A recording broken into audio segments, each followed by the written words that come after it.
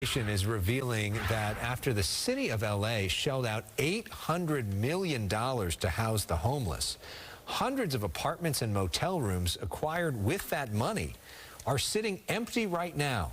Joining us now is reporter Jamie Paige, whose team at the Westside Current has this exclusive reporting, which you can read online right now. Jamie, thank you for this important reporting.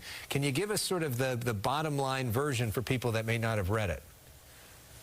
Yeah, the high view is that the city spent $800 million on properties that go anywhere from motels and hotels to high-end luxury buildings that still remain empty. We started reporting on this a year ago. My partner, Chris LeGras, decided to drive to a $50 million apartment building just out of curiosity to see what our taxpayer money was buying. And when he went there, it was empty. So him and I started driving around the city to go and look at other buildings. And subsequently, we found that hundreds of rooms remain empty. Again, some in high-end luxury buildings that that nobody is living in to this day. And I do want to say an important part of this research is we went during the day, during the week, just to see what kind of construction or activity was taking place. And only one location that we went to did we come across some construction workers at all locations. We all drive by homeless people every single day. We also have talked to so many officials who say, if only we had a place to put them. There's no place to put them, which is why we have to leave them on the street. So how is this possible? It's what we are asking ourselves and what I ask myself. I live in Venice, and when I see all the time the crisis that happens on our street firsthand. It's why we started the Westside Current. 5 people a day die on our streets, and we drove to luxury buildings, to hotel rooms that remain empty, vacant. So, and you also found that the city was way overpaying for some of these properties, too. Yes. In some cases, millions of dollars. And it's in our reporting. And I think people, if you can, go to westsidecurrent.com and look at this, because we give you plenty of examples of where properties we paid millions of dollars. In some cases, the developers bragged about setting records in the zip codes that they had sold the properties to HACLA.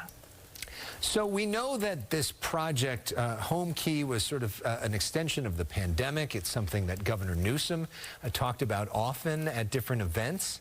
What is the city saying about this? What is the governor's office saying about this? What are they going to do next?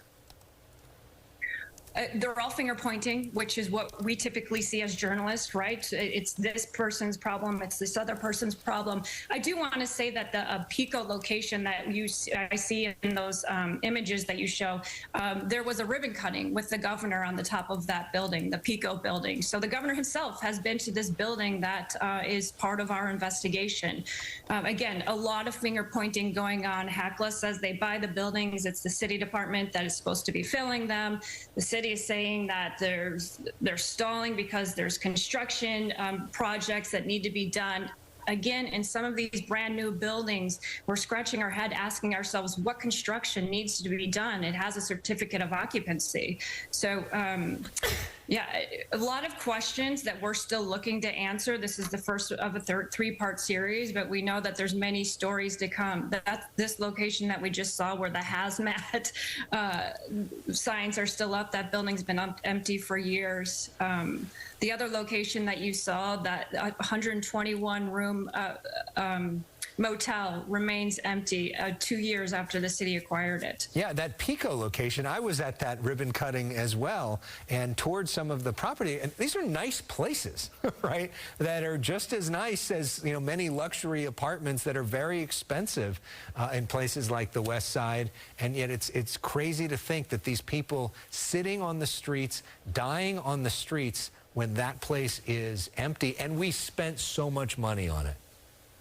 Well, I want to be clear that the Pico place actually does have some residents in it. And it's interesting because the Pico location, I was actually advised when I walked in there by one of the residents not to go in because it wasn't safe for me as a woman to go in there. And so he escorted me around. I saw a lot of destruction in that building and a lot of people talking about exiting it as well, too. So there are some buildings that are occupied, but many remain empty. Well, this is important reporting by Jamie Paige, reporter for the Westside Current. Again, you can read that article at westsidecurrent.com, and they have 2 more parts coming out where they're going to dig deeper into this, and maybe we can have you back on to talk more about it as you learn more. Thank you so much for coming on tonight.